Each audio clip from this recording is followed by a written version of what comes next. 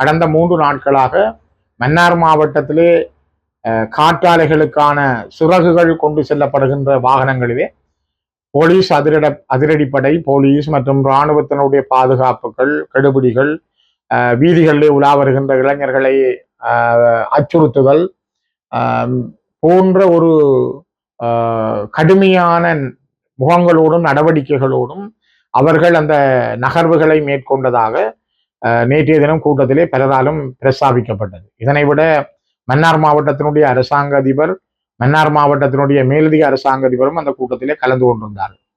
குறிப்பாக அங்கே அதிகாரிகளுடைய அனுமதி உண்டு என்று கேலிஸ் மற்றும் ஹீல்ஸ் நிறுவனங்கள் அந்த விடயத்தை சொல்லிக் கொண்டாலும் கூட அங்கே வந்த அதிகாரிகளுடைய நடவடிக்கைகளும் செயல்பாடுகளும் சில விடயங்கள் மக்களுக்கு தெரியாமல் மன்னார் மாவட்ட ஒருங்கிணைப்பு குழு கூட்டத்திலே தீர்மானங்கள் எடுக்கப்படாமல் எதிராக எடுக்கப்பட்ட தீர்மானங்களுக்கு மாறாக அந்த மக்களுடைய விருப்பங்களுக்கு மாறாக அபிவிருத்தி என்ற பதத்தை பயன்படுத்தி அவர்களுடைய மனங்களையும் அவருடைய நடவடிக்கைகளையும் உடைக்கும் வகையில் இந்த செயல்பாடுகள் முன்னெடுக்கப்படுவதாக வந்த சிவில் பிரதிநிதிகளும் சிவில் சமூக பிரதிநிதிகள் மற்றும் பிரஜைகள் குழுவினர் பாராளுமன்ற உறுப்பினர்கள் தங்களுடைய கருத்துக்களை பதிவு செய்திருந்தார்கள்.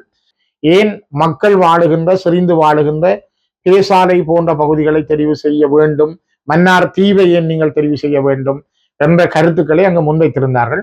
பாராளுமன்ற செயலாளர் நாயகத்துக்கும் சபாநாயகருக்கும் நான் ஒரு கடிதத்தை எழுதியிருந்தேன்.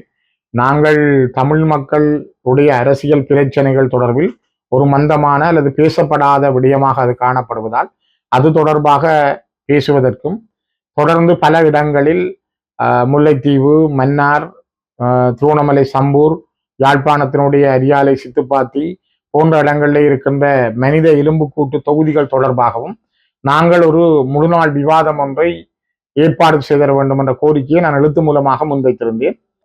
இந்த மாதம் 22ஆம் தேதி வெள்ளிக்கிழமை எங்களுக்கான ஒரு ஒத்திவைக்கப்பட்ட வேலை பிரேரணையாக குறிப்பாக ஒரு முழுநாள் விவாதத்துக்கான சந்தர்ப்பத்தை தருவதாக தெரிவித்திருக்கிறார்கள்.